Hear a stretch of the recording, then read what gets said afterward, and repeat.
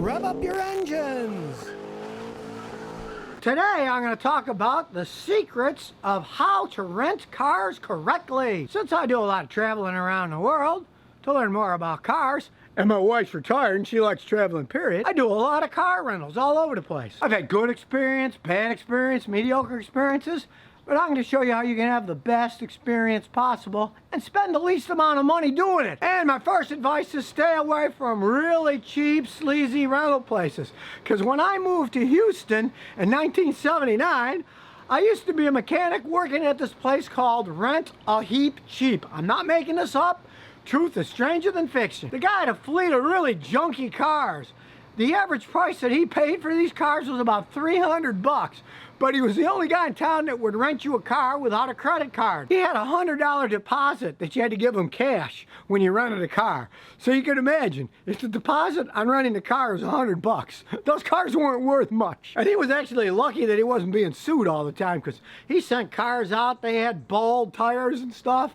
And I was a mechanic there and had to fix them. We had a tow truck, and if they'd break down or had a flat, he'd say, now go over there. But if it has a nail in the tire, that's their fault, and they have to pay to fix the tire. So really, you want to stay away from fly-by-night places. Use regular rental car places. And when you either go to one or plan it ahead of time, check prices in the area you're going to. Because if you fly a lot like me, you'll find that the airports generally rip you off.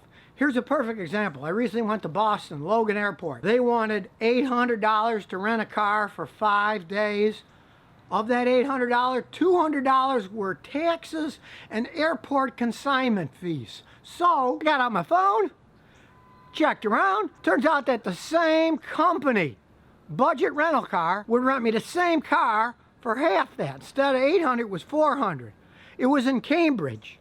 It wasn't at the airport. So what did I do? I Ubered it. Found out that it cost me $16 to go from the airport to Cambridge, which was just across the bay in Boston. And then I rented the car for $400 instead of $800, and it only cost me $15 to get there. Always check the prices in the area you're going to. You would be amazed. Sometimes 5-8 miles away, you're gonna pay a ton less, especially if you're starting at an airport. There's plenty of guys that'll Uber you to a car rental place. Then when you do rent a car, I use my Chase business card because it covers the insurance. You have to check with your own card, but I've got a Chase corporate card, and it gives you very good coverage. Don't ever buy that crap they try selling you at the place for $15, $20 a day. You got a good credit card, it covers insurance on the car.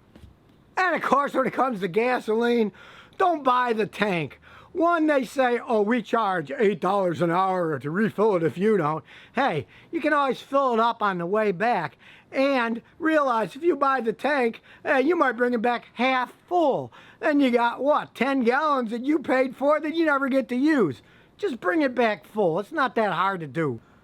And if you're modern and have a good phone, use Google Maps or any app that you like. Don't waste your money getting satellite navigation for the car. These things, heck, half of them have better software than what they got in the car. And speaking of phones, use your camera before you take off. Take a picture of the whole car. First the back, then each side, then the front. Because generally they'll give you some piece of paper that says, oh, the car's okay, doesn't have any dents on it. Hey, I've been screwed over by those sometimes in the past, where they'd say, oh, there's a crack in your windshield now, and there didn't used to be one, and it wasn't on their list. You take a picture of your phone with the date and the place, and then they can't argue. Especially with a good phone like this, it's got a lot of megapixels. You can zoom in on the picture and show, look, the windshield already had that crack. The bumper already had paint off of it. You want proof, and with proof, there's nothing they can do about it. So a picture's worth 1,000 words, or 1,000 contracts, or pieces of paper that have things written on them, but it's no good if you don't have the picture, so do that before you take off in that rental car. Now, all these pain in the butt things aside, you can have fun with rental cars. Personally, what do? I rent cars that I normally wouldn't use. Like, I'll rent a Chrysler, or I'll rent a Fiat. I'll rent something that I would never buy just to see how they're doing these days. I mean, they're all pretty new cars, so they shouldn't break and strand you somewhere, you know? And I get to give people more information that way too. If I say, oh, here's this new Fiat, what's it like? And I get it and I drive it around and say, wow, that transmission's horrible, slipping and sliding, and you feel every bump on the road. Then you know, hey, I certainly never want to buy one of these cars. A lot of car places now rent European luxury cars. I certainly would never buy one. They're endless money pits as they age, but they are fun to drive. So if you want to drive one around for a weekend, what the heck? Why not? Now, the last thing I'm going to talk about rental car are the keys. Normally these days they're going to give you 2 sets of keys, and I've had it where I lost 1 set because I'm always losing keys. So if they do give you 2 sets of keys and it's one of those modern cars that has the keyless ignition system, they might charge you $350 or $400 if you lose 1 key. So do like I do. Give one of the keys to your wife to put in her purse that she's never going to lose, and then you got to drive around with yours, so you have to find it while you're driving around to get places. Because if you got 2 and you lose 1, it might cost you $350, $400 because you lost it. So make sure that second key is in a secure location. And if it is one of those keyless ignition systems, hey, don't throw it in the glove box, because then when you walk away, the car will still be able to start and somebody can come in, push the start button and drive away. So put that in a secure place away from the car. So now hopefully you learned a little bit from my experience with rental cars. So the next time you rent one, you can have a fun experience and not waste too much of your money.